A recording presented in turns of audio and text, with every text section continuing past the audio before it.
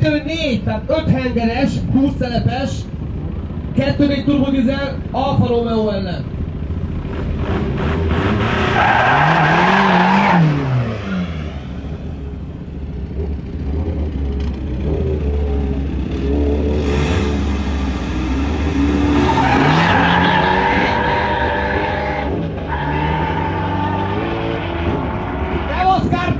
Úr! Csápítesz! Itt a kőkemény banda is.